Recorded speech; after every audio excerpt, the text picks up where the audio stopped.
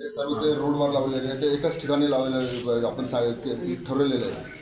आणि दुसरं झुले वगैरे लागतात त्यांना काय आणि डेसिग्नेटेड स्पेस नाही त्यांनीच देतात सर, नियम आप ही लोग देते ना नहीं, तो ये तो वो झूलों की पौते नहीं है, वो जो तो पौते जो तो होटल की है, होटल की पौती पे पड़ने लग रहे.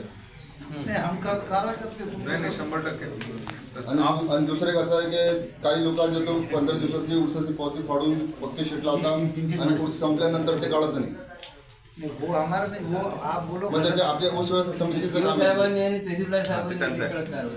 ये जो है ना, जहाँ पे आपको लगता है कि ये पालना इलीगल है या जो भी है, आप ट्रैफिक और लोकल पुलिस और इनको नगर परिषद तीनों को बता दीजिए, उनके ऊपर कार्रवाई 100% होगी. जो होगा लीगली होगा.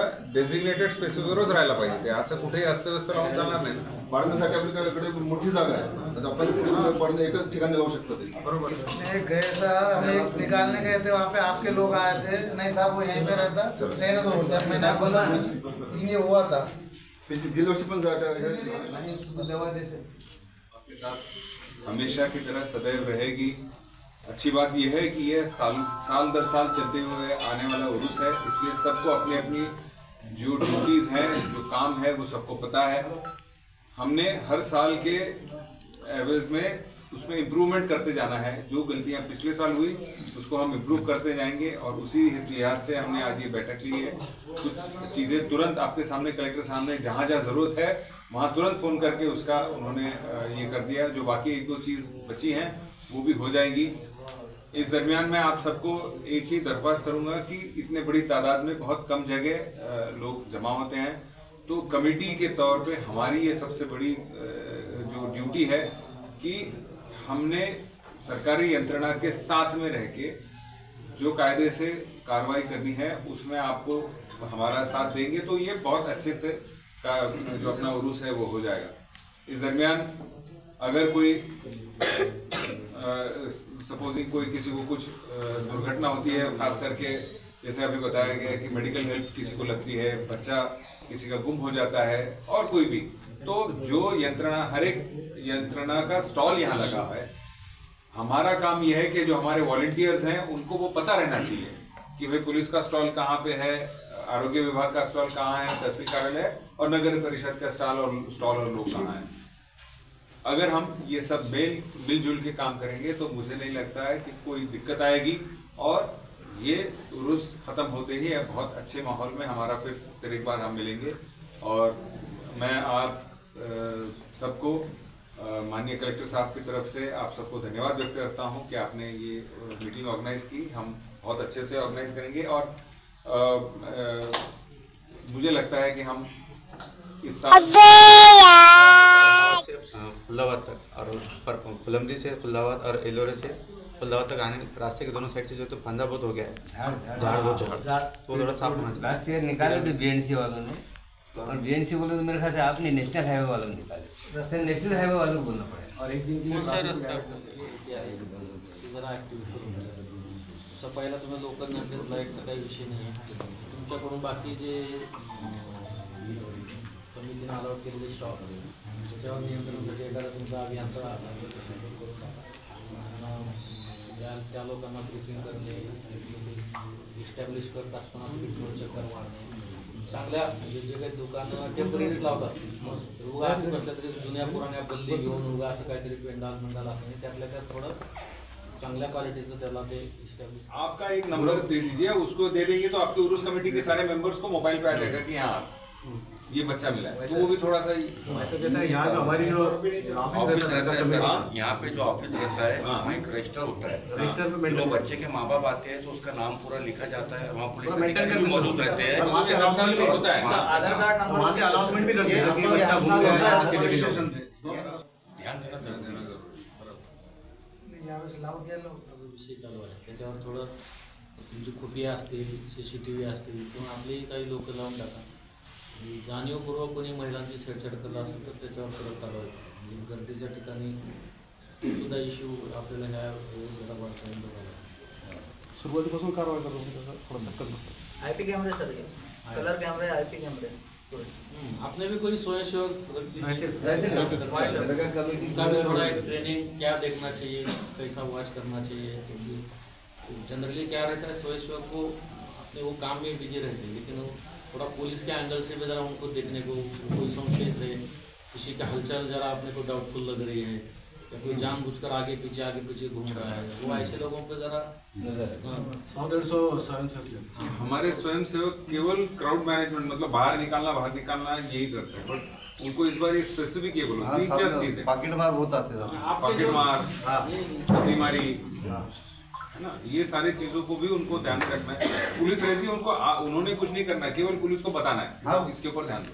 नहीं यहाँ एक चौकी बैठती है, ऊपर बैठती है अपने पीछे गेट पे रहती।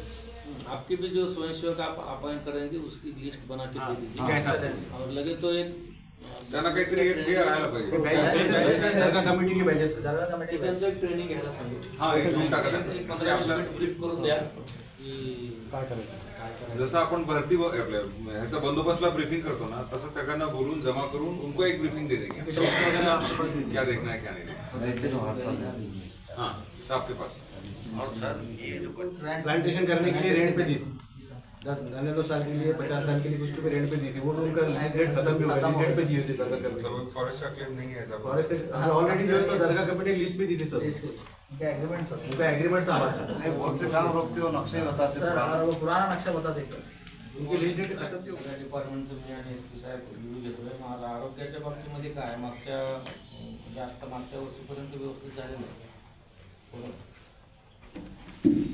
हां फक्त त्याच्यात मला शंका अशी आली की इथं मी आढावा घेतला, एक तर ॲम्ब्युलन्स 2च आहेत, एक आपली आणि एक ठीक आहे. तुम्हाला बाहेरून काही डॉक्टर्स नर्सेस सर मिळाले तर बरं होईल, कारण रुटीन आमचं वर्कडनच भरपूर आहे. 300-350 ओपीडी होते, 40 वगैरे लेबर असतात आणि इमर्जन्सी पण आहे. म्हणजे आमचीच मॅन पॉवर कमी पडते असं आहे. तुमच्याकडे ॲम्ब्युलन्स एक आहे, 2 हा एक 108 आहे सर आणि एक 102 2 आहे. 2 आहे. तुमच्याकडे बाईक ॲम्ब्युलन्सची काही सोय आहे? नाही सर. तुमचा आतापर्यंत मागच्या वेळेस तुम्ही होता तिथं? हो सर. काय अनुभव आहे तुमचा, म्हणजे काय तुम्हाला अडचणी आल्या, काय तुम्हाला आणखी त्याच्यामध्ये सुधारणा करावं किंवा ॲडिशनल काही द्यावं असं वाटतंय? स्टाफ कमी पडला, स्टाफ जर मिळाला तर बरं होईल. मेडिसिन कमी पडले किंवा आणखी काही? कारण ह्या कालावधीत भरपूर पेशंट असतात, इमर्जन्सी पण भरपूर येतात असं आहे. जर स्टाफ कोणी मिळाला तर बरं होईल. बाकी आम्ही करतोच, आम्ही असतो 24/7. दरवेळेस तुम्हाला ॲडिशनल काही देत नाही? नाही सर, मागच्या वेळेस नव्हतं. भविष्य काळात काही विशिष्ट प्रकारचे पेशंट्स वाढतात किंवा काही आहे का असं? म्हणजे सगळीकडून येतात ना. ते चेक पाठवल्यानंतर तुम्हाला गाडी पाठवतो, तुम्ही जर सांगितलं तर सांगतो. दुसरं कुठलं डिपार्टमेंट आहे? आरोग्य म्हणजे एक साठी जरी फेल झालं तर दुसऱ्यासाठी आपल्याला नियोजन करता बाहेर दुकानं वगैरे लागतात, शॉप लागते, 500 दुकानं लागतात साधारण. त्याच्यामधले जे सप्लाय आहे तर टेम्पररी कनेक्शन दिलं, टेम्पररी कनेक्शन घेतात. येस सर, इंडिव्हिज्युअल घेतात ते जरा म्हणजे परस्पर वायर बियर टाकून घ्यायला लागतं. नाही. आणि ह्याचं ते दुकानाचं नियोजन तुम्ही करता? सर ते ऊर्स व्यवस्थापन समिती आहे, त्याच्यात 500 दुकानांची सर आपल्याकडं म्हणजे पावती वसूल होते. तर नगर परिषदेच्या कर्मचाऱ्यांमार्फत सर मागच्या वर्षी 39 लाख रुपये वसूल झाले. जागा कोणाची आहे? जागा सर म्हणजे दर्गा कमिटीची आहे. अच्छा, म्हणजे दर्गा कमिटीच ते दुकान अलॉट करते. दर्गा कमिटी जागा आहे, ऊर्स व्यवस्थापन समितीकडून सर वसुली होते.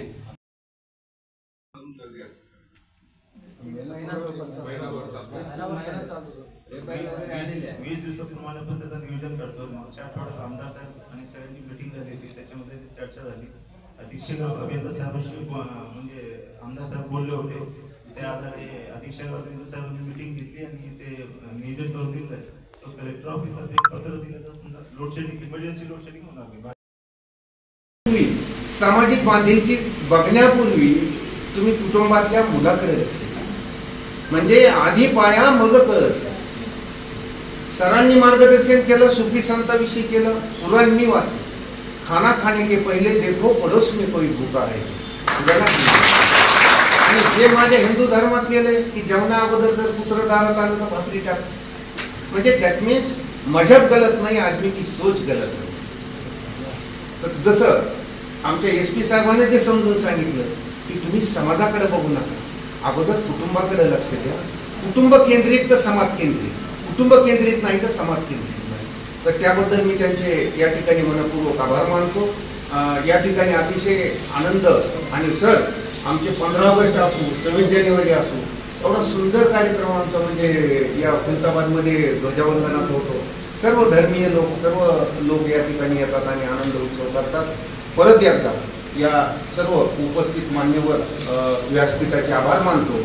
आपण लग काढून सर्वजण या मार्गदर्शनाखाली मी त्या ठिकाणी 40 लाख लोकवर्गणी करून कुपोषण निर्मूलन केले होते. तर म्हणजे कुपोषण निर्मूलनाचं महाराष्ट्र राज्यामध्ये सर्वात 1 नंबरचा उपक्रम केला होता. आणि हा आहे भौतिक विकास नाही, तर हा जैविक विकास आहे. शिक्षण हा जैविक विकास आहे, कुपोषण हे जैविक विकास आहे. म्हणून अशा क्षेत्रामध्ये आदरणीय सरांचं जे वक्तृत्व असेल, सरांचं मार्गदर्शन असेल, सरांचा वाचनाचा व्यासंग असेल, हा अनुभव आल्याशिवाय कळत नाही. त्यामुळे त्यांना धार्मिक क्षेत्रात असेल, सामाजिक क्षेत्रात असेल किंवा कुशल प्रशासनामध्ये कामाला लावण्याच्या व्यक्तीची कसब असेल, ह्या तिन्ही गोष्टी आहेत. म्हणून या ठिकाणी सर पंचायत समितीमध्ये आम्ही येण्यापूर्वीच आपलं पाय लागून इथं आपण मार्गदर्शन केलं.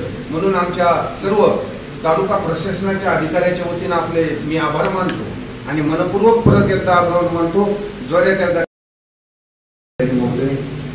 आदरणीय दिलीपजी सोने सर, या ठिकाणी पोलीस अधीक्षक आदरणीय डॉक्टर विनयकुमार साहेब, या विभागाचे उपविभागीय अधिकारी Santosh sir, additional SP sir Landewar sir, SDPO Kurwad साहेब, तहसीलदार साहेब, PI साहेब, उपस्थित सर्व गणेश मंडळाचे अध्यक्ष, आमच्या तालुक्यातले सर्व सन्माननीय सरपंच महोदय. अस्वच्छता बघा ना तुम्ही, आमच्या रोडावर गाड्या लागतात. एका दिवसात सवय लोकांना लागलेली आहे आणि ते दुरुस्त करायचा आपण सुरू केला आहे विषय. फक्त स्वच्छता नाही, कायदा सुव्यवस्था, स्वच्छता, त्याचं रिनोव्हेशन करणे, हे सगळे विषय आपण आधी घेतले. त्याला थोडा वेळ लागणार, एका दिवसात होणार नाहीये. सगळ्या लोकांसमोर सांगतो, शेकडो वर्षापासूनची ती सवय लागलेली आहे, जादूच्या कांडीनं होणार नाही. ते नक्की बाकी लोकांच्या डोक्यावर तुरे बघितले, ते तुरे सुकून गेले होते. हा धावत धावत संत कबीरांच्या जवळ गेला, नमस्कार केला आणि तुम्हाला भेटायला आलो. कबीर म्हणजे आता अंतिम देऊन आलो, आपण घरी जाऊ. घरी गेल्यानंतर आपण बोलू, काय बोलायचे. ठीक आहे म्हणजे ते बोलत बोलत निघाले घराकडे. त्या कबीरांना भेटायला गेलेल्या व्यक्तीने संत कबीराला प्रश्न विचारला. मला एक प्रश्न पडलाय. ते म्हणजे काय, तुम्ही सगळे लोक जे आता आले ते एकाच स्मशानभूमीत गेले होते का?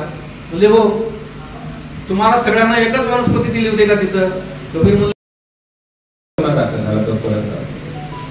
त्यामुळे सर्वांनी ही गोष्ट लक्षात ठेवा. आज आपण थोडंसं भरकटलो, पण मला वाटतं की हे माझं कर्तव्य आहे. आपण आपल्या आयुष्य जगलेलं आहात, परंतु आपल्या जी मुलं आहेत ही या देशाचे भवितव्य आहे. हा देश खूप पुढे चाललेला आहे, आपल्याला जाणवत नाही आधी, पण परंतु जेव्हा तुम्ही अमेरिकेत जाता, जेव्हा तुम्ही इतर देशांमध्ये जाता, आजपासून 20 वर्षापूर्वी एक भारतीय मुलाची किंवा नागरिकाची जी काय म्हणतात त्याला किंमत होती, त्याच्यापासून कितीतरी पटीने आपली आज इमेज आहे की आपण भारतीय नागरिक अतिशय मेहनती आणि अतिशय सिन्सिअर लोक आहोत. बाकीच्या म्हणजे चायनीज लोकांच्या बाबतीत किंवा इतर देशांच्या बाबतीमध्ये तशी ती हे नाही आहे. परंतु भारतीय मुलगा आला असेल तर तो एक मेहनती पोरगा, सिन्सिअर आणि इमानदार, ही जी इमेज आहे ती आपल्याला खूप पुढे नेणार आहे. आणि जर आपण असाच पुन्हा संप्रदायवादामध्ये आणि जर पसरतो तर पुन्हा मागे जाणार. त्यामुळे आपल्याला खूप पुढे जायचंय, आपल्या मुलांना खूप पुढे जायचंय. त्यांचं भवितव्य खूप उज्ज्वल आहे आणि त्याच्यामध्ये हातभार जर लावायचा असेल तर फक्त थोडंसं लक्ष ठेवा. मला वाटतं की आज खूप जास्त बोललो नाही. या निमित्ताने आपण सर्वांना पुन्हा एकदा गणेश चतुर्थीची आणि ईद मिलादुन्नबीच्या हार्दिक शुभेच्छा. धन्यवाद. तुमच्या लाईटचा प्रश्न असेल, तुमच्या रोडवरची डागडुगी असेल, स्वच्छता असेल, पाणी वेळेवर येण्याचा असेल, लोड शेडिंग नाही होणार या पद्धतीचा असेल, गणपती उत्सव असेल, किंवा उरूस महोत्सव असेल, यामध्ये प्रशासकीय पातळीवर तुम्हाला कुठल्याही अडचण येणार नाही, हे जिल्हाधिकारी म्हणून मी तुम्हाला या ठिकाणी सांगतो. तुम्ही सर्वांनी या आनंदोत्सवाचा आनंद घ्या. सर्वजण मिळून मिसळून, एक गाव गणपती असेल किंवा तुमच्या एका कोणत्यातरी मान्यवराने तर फार चांगलं सांगितले, आम्ही फक्त स्त्री आणि पुरुष ह्या दोनच जाती मानतो. फार मोठं वाक्य आहे ते.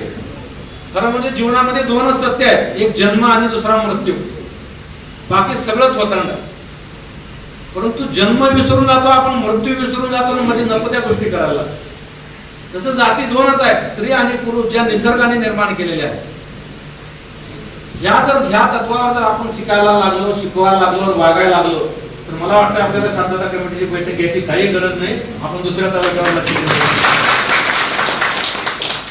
आणि या पद्धतीनं आपण सगळ्यांनी काम करावं. या दोन्ही महोत्सवामध्ये सर्वांनी सहकार्य करावं, आपापल्या परीनं आपापला रोल वठवावा.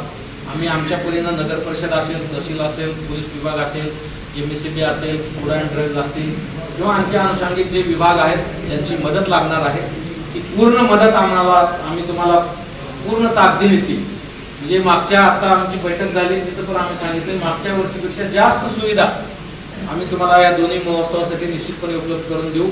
आपण सर्वजण सहकार्य कराल अशी मी अपेक्षा व्यक्त करतो. आपण सर्वांनी खूप वेळ दिला, कारण आपण सगळेच जण व्यस्त आहेत आपापल्या कामामध्ये. तरी सुद्धा एवढ्या मोठ्या संख्येनं आपण या शांतता समितीच्या बैठकीला वेळ दिला. आपले सुद्धा मी मनापासून आभार मानतो. आमचे स्थानिक प्रशासनाचे जे अधिकारी आहेत, SDM असतील, तहसीलदार असतील, BDO असतील, नगरपालिकेचे CO आहेत, SDPO आहेत, PI आहेत, या सगळ्यांनी या दोन्ही महोत्सवाची तयारी चांगल्या पद्धतीने केली आहे, आणखी चांगल्या पद्धतीनं. कारण हे चाचाने म्हणल्याप्रमाणे कुठलाही डाग न लागू देता आपल्यासाठी अभिमानाची गोष्ट आहे. हा उरूस चांगला झाला, तुमच्या माझ्यासाठी अभिमानाची गोष्ट आहे. गणपती महोत्सव चांगला झाला, तुमच्या आपण बाहेर गेल्यावर अभिमानानं सांगू शकतो. जर काय अनुचित प्रकार घडला, ज्या ठिकाणी अनुचित प्रकार घडतो तिथले लोक बाहेर गेल्यानंतर त्यांना चेहरे लपवावं लागतात. तिथं का, तिथं ते झालं होतं ते तिथलं आहे का हे असं म्हणतात. आणि म्हणून त्याच्याने जे म्हणले डाग लागू देणार नाही, ही संकल्पना सगळ्यांच्या डोक्यामध्ये आपण रुजवा आणि आपण ती निश्चितपणे रुजवा अशी अपेक्षा व्यक्त करतो. आपल्या सर्वांना चर्चा करता यावी, विचाराची आदान प्रदान व्हावी, यासाठी उत्सव साजरे झाला. ब्रिटिश निघून गेले, परंतु आणखी भरपूर सामाजिक समस्या आपल्या देशात, आपल्या राज्यात, आपल्या जिल्ह्यामध्ये आहेत आणि त्याच्यावर चर्चा झाली पाहिजे. त्या समस्या कशा हद्दपार केल्या पाहिजेत. ब्रिटिशाला हद्दपार करायचा त्यावेळेस उद्देश होता, आता नंतर त्या सामाजिक समस्या कशा हद्दपार करायच्या याची चर्चा होणं अपेक्षित असताना ती समस्या तशाच राहतात, आपण आणखी समस्या निर्माण करतो. परंतु खुलताबाद परिसरामध्ये आपण सर्वजण अतिशय चांगल्या गुण्या गोविंदानं सर्व जात धर्म पंथ विसरून राष्ट्रीय सलोखा जो आपण निर्माण केलेला आहे, त्यामुळे मी आपल्या सर्वांना सलाम करतो. आपल्या सर्वांचं मनापासून अभिनंदन करतो. आपल्यापैकी बऱ्याच जणांनी या ठिकाणी खूप चांगलं मनोगत व्यक्त केले. या ठिकाणी आमच्या पोलीस पाटील ताई बोलल्या, जे आकिब चाचा बोलले, आणखी बरेच मान्यवर बोलले आणि खूप चांगलं बोलले. आकिब चाचाचं तर भाषण असं वाटत होतं आणखी बोलत राहावं. म्हणजे काय अनुभव आणि ज्ञान याचा सुरेख संगम म्हणजे ते चाचा आहेत, मला तर वावलं होणार. आणि शुद्ध मराठीत बोलतो. हा आपल्या देशाचा खरं प्रतिनिधित्व आहे, खरंच प्रतिबिंब आहे. आणि मुळात आपण आपला जन्म हे फार ठराविक काळासाठी आहे. आपण या पृथ्वी तलावर काही दिवसासाठी मेहमान आहोत, हेच आपण विसरून चाललो. म्हणून हे सगळ्या भानगडी होतात, तुझं माझं, मैं बडा तू बडा. मला म्हणजे आपल्याला आता माझ्यावर घेतो मी सगळं, मला स्वतःला मी एक श्वास घेतला, पुढचा श्वास घेतो का नाही मला माहिती नाहीये, तरी आपण एवढा येऊ करत राहतो. म्हणजे बहिणाबाई चौधरीची कविता आहे ना, अरे जीवना तुझं न्यारं तंतर, दोन सासामधलं अंतर. तरी सुद्धा आपल्याला आपण कुठल्या जातीत, कुठल्या धर्मात, कुठल्या संप्रदायात, कुठल्या पंथात जन्मलो, तर ते एक त्या संतांनी त्या महात्म्यांनी आपल्याला आचारसंहिता घालून दिलेली आहे आणि सगळ्या धर्माची शिकवण सारखी आहे. परंतु ते विसरून आपण दुसऱ्या ज्या गोष्टी इतरत्र होतात त्याच्यामुळे खूप वेदना होतात. आणि म्हणून आपल्याला मी सुरुवातीला म्हणलं ना, आपलं काही क्षणासाठी आपण या पृथ्वी तलावर आहोत. मला आता चाचा बोलल्यामुळे मला एक संत कबीराचा प्रसंग आठवला. संत कबीरांना भेटायला एक व्यक्ती त्यांच्या गावात गेला होता. त्या काळात काही फेसबुक व्हॉट्सअप नव्हतं चेहरा माहीत असायला. तो व्यक्ती गावात गेला संत कबीराची कीर्ती ऐकून, गावात गेला. त्या दिवशी त्या गावात कुणाचा तर मृत्यू झाला होता आणि सगळे लोक स्मशानभूमीत गेले होते. तो संत कबीराला भेटायला गेलेल्या व्यक्तीने त्या गावातल्या व्यक्तीला बोलून विचारलं की मला संत कबीरांना भेटायचे, कोणते आहेत ते? त्या गावातल्या व्यक्तीने सांगितलं आज एका व्यक्तीचा देहांत झालाय आणि सगळे लोक अंत्यविधीला गेलेत, संत कबीर पण त्यांच्यामध्येच आहे, तू इथं थांब, आल्यानंतर तुझी भेट होते. तो पूर्वीच्या प्रथेप्रमाणे मंदिरात थांबला. पूर्वी प्रथा होती, आता पण बऱ्याच गावात प्रथा आहे की अंत्यविधीतून आल्यानंतर मंदिरात जातात आणि मग घरी जातात. मग आता मंदिरात थांबला, सगळे लोक आले. पूर्वी प्रथा होती की अंत्यविधी झाल्यानंतर एक वनस्पती द्यायची, आता पण देतात, त्याला आपण हराळी म्हणतो काही ठिकाणी. ते त्यावेळेस काय ते वनस्पतीचा तुरा दिल्यानंतर आपल्या टोपी फेट्यात बांधून ते लोक यायचे. हो मग म्हणे सगळ्यांच्या डोक्यावरचा तुरा सुकून गेला, तुमच्या डोक्यावरचा तुरा ताजा कसं काय? कबीर म्हणले जेव्हा हे सगळे लोक स्मशानभूमीत होते त्यांच्या डोक्यात हा विचार आला होता की आपल्याला हे जग सोडून जायचंय. पण जसं जसं स्मशानभूमीतून गावात येत चालले तसं तसं त्यांच्या डोक्यातला तो विचार निघून गेला, म्हणून त्यांचे तुरे सुकले. माझ्या डोक्यात तो विचार ताजा आहे म्हणून माझा तुरा ताजा आहे. हा विचार आपण ठेवत नाही, म्हणून छोट्या छोट्या घरात असेल, भावाभावात असेल, जाती धर्मात असेल, ते एका दिवशी निघून जाताना आपल्या आपण काय केलं, का जन्मलो माहित नाही, का जगलो माहित नाही, का मरतोय ते माहित नाही. वावा पाटणकर नावाचे एक मराठी शायर आहेत, त्यांचं एक फार मराठी शेर चांगला आहे. शब्द ही या पौरुषाचा बोललो नाही असा, जगलो जसा चुपचाप तसा जन्मलो नाही कधी. शब्द ही या पौरुषाचा बोललो नाही कधी, जगलो असा चुपचाप जसा जन्मलो नाही कधी. दीर्घायुष्याचे मर्म माझ्या कळण्यास सोपे नाही, मृत्यूशी वाटले की याला हातही लावू नये. हा विषय आता काही सन्मान्य सदस्यांनी व्यक्त केलं की इथं मीटिंग झाली, आपण जाऊन गावागावात मीटिंग घेतली पाहिजे. खरं आहे ती मीटिंग घेतली पाहिजे. आणि या पवित्र ठिकाणी बऱ्याच ठिकाणी गणपती समोर बसवतात, मागे काय काय करतात आता काही बोलू नये. आता पवित्र उरुसाचा कार्यक्रम आपल्याकडे आहे, हे आपल्यासाठी संधी आहे. तो ईश्वर असेल, अल्लाह असेल, येशू असेल, जे कोणी आपल्याला पवित्र पवित्र ज्यांना आपण मानतो त्या सगळ्यांप्रती नतमस्तक होणे, त्याने घालून दिलेल्या विचारावर चालणं म्हणजे आपलं जीवन सुखकर करणं आहे. मी ज्ञानेश्वरी वाचली काय नाही वाचली काय, ज्ञानेश्वराचा काय फायदा तोटा नाहीये. मी कुराण वाचलं काय नाही वाचलं काय, कुराणाचा काय फायदा तोटा नाहीये. मी बायबल वाचलं काय नाही वाचलं काय, बायबल लिहिणाऱ्याचं काही नुकसान तोटा फायदा नाहीये. आपलं नुकसान आहे जे आपण वाचलं नाही आणि वाचून आपण त्याचा अंगीकार केला नाही. म्हणून ज्ञानेश्वरीच्या बाबतीमध्ये काय म्हणतात, एक तरी ओवी अनुभवावी, असं काय म्हणतात ज्ञानेश्वरीच्या बाबतीमध्ये. एक ओवी जरी अनुभवली, एक सुफीने सांगितलेली, एक संतांनी सांगितलेली ओळ जर आपण आचरणात आणली तर आपल्या जीवनाचं कल्याण होणार आहे. अख्खा ग्रंथ आपण आचरणात आणला तर काय होईल, आपल्या जीवनाचं सोनं होईल. पण मुळात त्याच्याकडे आपण दुर्लक्ष करतो. आणि SP साहेबांनी सांगितलं नवीन पिढी ह्या व्हॉट्सअपच्या माध्यमातून इतक्या अफवा, मी तुम्हाला सांगतो अत्यंत जबाबदारीने सांगतो, व्हॉट्सअपवर येणारा 80 ते 90% चुकीचा असतो. काय कोणी बघत नाही काय नाही, कारण ते इंटरनेट वाल्याचा बिझनेस असतो. जेवढं तुमचं नेट चालतं तेवढं त्यांचा बिझनेस होतो. त्याच्यामुळे बघा ना, दर सण आले की तेच मेसेज सुरू होतात. बघा आता गणपती आला की ते गाणं यायला लागलं, बघा माझ्या पप्पाने आणलाय गणपती, वर्षभर कुठं होतं ते. मग आपण लगेच आलं की काय काय लोक तर ते पूर्ण बघत पण नाहीत, खरं आहे का खोटं आहे, कुणाचा अपमान आहे का, कुणाचं भावना दुखवतं, काही बघायचं नाही. आलं ते वाचायचं म्हणजे लगेच 10 लोकांना फॉरवर्ड करून टाकायचं. स्पर्धा लागली, अनेक मेसेज 10-20 ग्रुपहून येते. हे आपण थांबवलं पाहिजे, आपण स्वतः थांबवलं पाहिजे, आपल्या मुलांना सांगितलं पाहिजे की कुणाच्याही भावना दुखवायचा कुणालाही अधिकार नाहीये, कुणाच्याही धार्मिक भावना, कारण सगळे धर्म ही समान तत्वावर आधारलेले आहे. माझा धर्म मोठा आहे हे म्हणण्यासाठी दुसऱ्याचा धर्म छोटा आहे म्हणण्याची काही गरज नसते. आपल्याला सर्व धर्म समभाव या पंक्तीतून आपल्याला चालायचं असतं. आणि मग असे जे उत्सव येतात त्या उत्सवामध्ये सर्वांनी म्हणून सामील झालं पाहिजे, आनंद साजरा केला पाहिजे. ज्या काही साधू संत सुखीने जे काही सांगितलंय ते शिकून घेतलं पाहिजे. गणपती उत्सव असतील किंवा दुर्गा असतील किंवा नवरात्र असेल, याच्यामध्ये डीजे लावून दारू पिऊन नाचण्यापेक्षा तुम्ही व्याख्यानं ठेवा, प्रवचन ठेवा, कीर्तन ठेवा, मुल्ला मौलवी जोशी पुराणे ज्ञाना बोलवा. त्या ग्रंथामध्ये काय लिहिलंय नवीन पिढीला सांगा, नवीन पिढीला शिकवा. ते 7 दिवस 9 दिवस वेगवेगळे कार्यक्रम घेण्यापेक्षा तुम्ही 9 दिवस 9 व्याख्यानं ठेवा, 9 व्याख्यान चर्चासत्र ठेवा, आरोग्य शिबिरे ठेवा. आज आपण चंद्रावर घर बांधायचं विज्ञान विचार करत असताना, मंगळावर गेलं असताना सुद्धा आज सुद्धा समाजामध्ये पेपर उघडला की हुंडाबळीच्या बातम्या, पेपर उघडल्या की महिलाची छेडछाड झालेल्या बातम्या, पेपर उघडल्या की व्यसनाच्या आधीन वाया गेलेल्या तरुणाची बातम्या, पेपर उघडल्या की गर्भलिंग तपासणी करून मुलीचा गर्भाशयातच पाडल्याच्या बातम्या, अस्वच्छ गावं, अस्वच्छ गल्ल्या, अस्वच्छतेमुळे होणारे अनेक रोग, आजही बालमृत्यू होतात, आजही माता मृत्यू होतात, आजही परिसरामध्ये किती कुपोषण आहेत. कोणी सुधारायचं हे?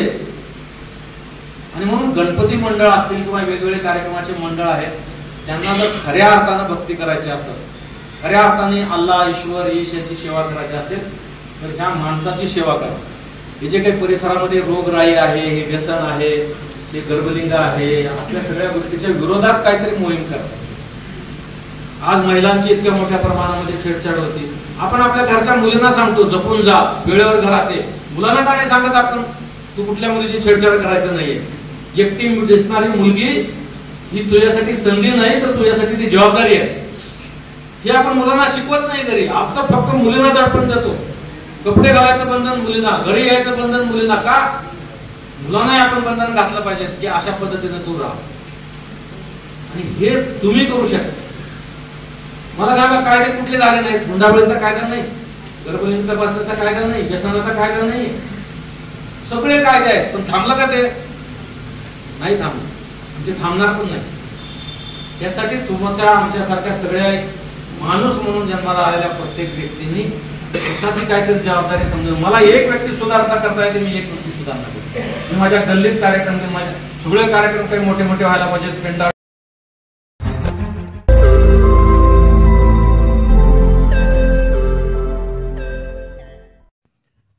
रोज नई खबरों को देखने के लिए हमारे औरंगाबाद समाचार चैनल को सब्सक्राइब कीजिए और नोटिफिकेशन पाने के लिए हमारे बेल आइकन को दबाइए ताकि हर खबर की नोटिफिकेशन आपको मिलती रहे.